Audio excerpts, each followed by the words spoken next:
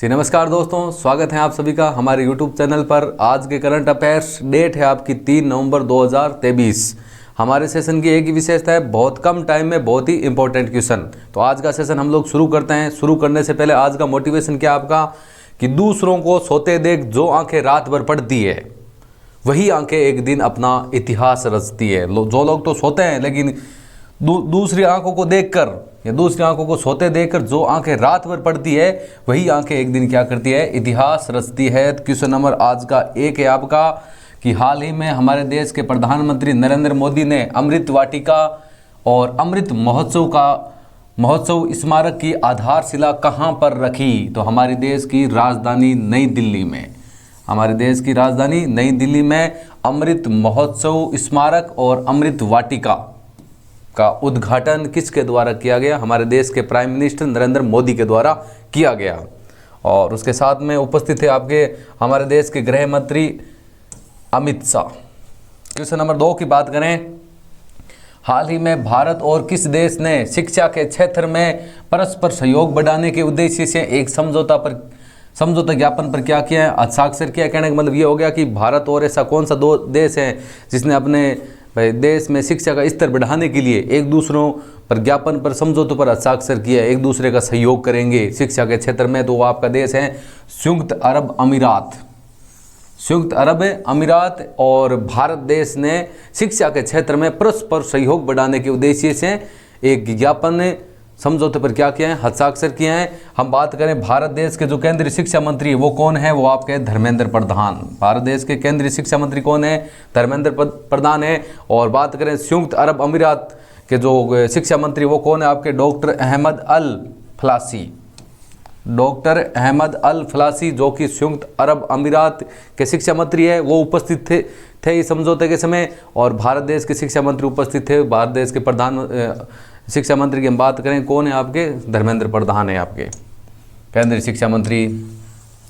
Question number 3 की बात करें। क्वेश्चन नंबर 3 आपका क्या है?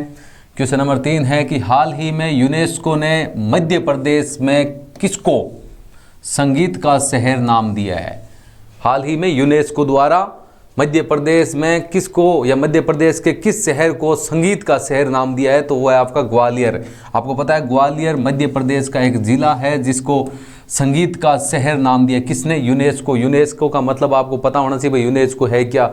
यूनेस्को का मतलब है यूनेस्को एक संगठन है और संगठन का पूरा नाम पूछें तो संयुक्त राष्ट्र शैक्षिक वैज्ञानिक और सांस्कृतिक। जितने भी मान लो शैक्षिक प्रोग्राम होते हैं, जितने भी वैज्ञानिक है, जितने भी सांस्कृतिक है, भाई ये एक प्रकार का धरोहर संगठन बोल सकते हैं भाई।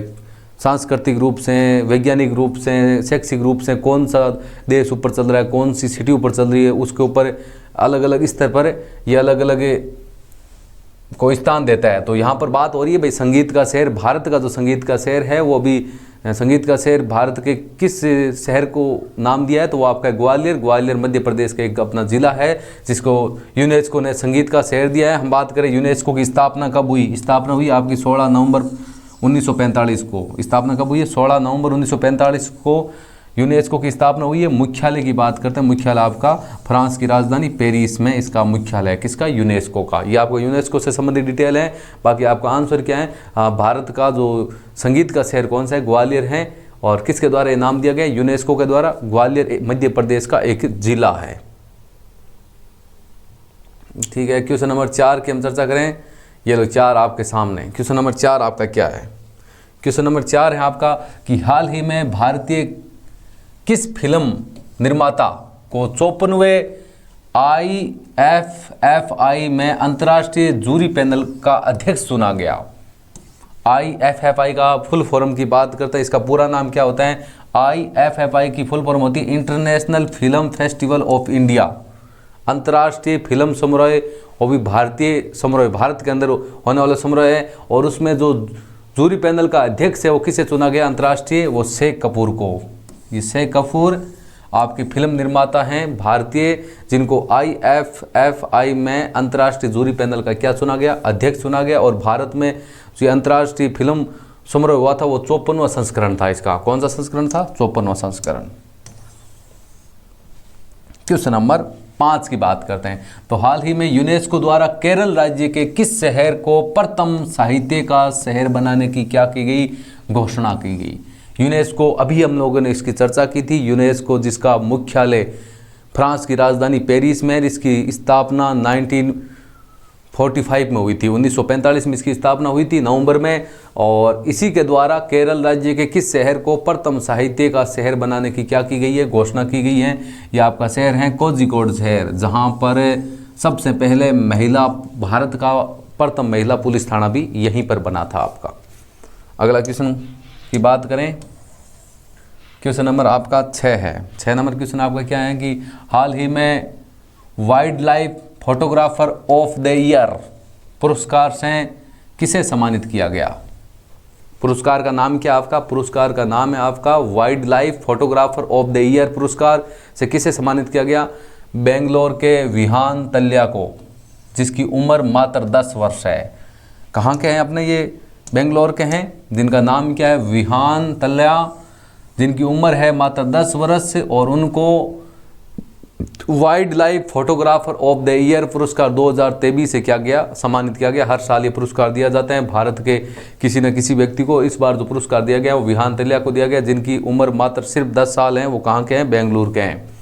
आगे चर्चा करें क्वेश्चन नंबर 7 की।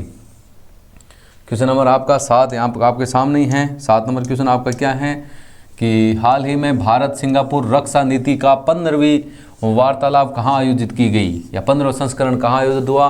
किन किन देशों के मध्य, भारत और सिंगापुर दोनों देशों के मध्य रक्षा नीति से संबंधित 15वां संस्करण कहाँ पर आयोजित हुआ। तो भारत देश की राजधानी नई दिल्ली में भारत और सिंगापुर रक्षा नीति का 15वां संस्करण आयोजित हुआ। क्वेश्चन नंबर 8 की बात करें। 8 नंबर क्वेश्चन आपका क्या है, हाल ही में किस देश ने AI सुरक्षा शिखर सम्मेलन की मेजबानी की है। हाल ही में किस देश ने AI सुरक्षा शिखर सम्मेलन 2023 की क्या की है, मेजबानी की है। तो वो आपका देश है यूनाइटेड किंगडम देश ने। यूनाइटेड किंगडम देश ने AI सुरक्षा शिखर सम्मेलन 2023 की क्या की है, मेजबानी की है। क्वेश्चन नंबर 9 की चर्चा कर लेते हैं।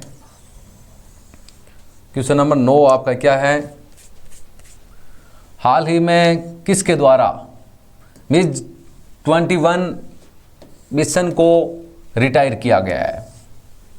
क्वेश्चन आपका क्या है कि हाल ही में किसके द्वारा MiG-21 मिशन को रिटायर किया गया है। तो उसको रिटायर किया गया है भारतीय वायुसेना द्वारा। हाल ही में भारतीय वायुसेना द्वारा MiG-21 मिशन को क्या किया गया है, रिटायर किया गया है।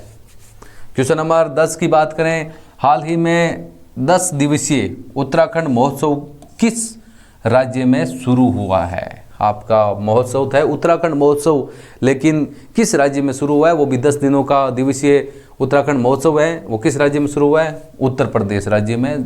जनसंख्या की दृष्टि से भारत का सबसे बड़ा राज्य, जहाँ के मुख्यमंत्री हैं आदित्यनाथ योगी। उत्तराखंड महोत्सव है, हाल ही में उत्तर प्रदेश राज्य में 10 दिनों के लिए ये महोत्सव क्या हुआ है, शुरू हुआ है।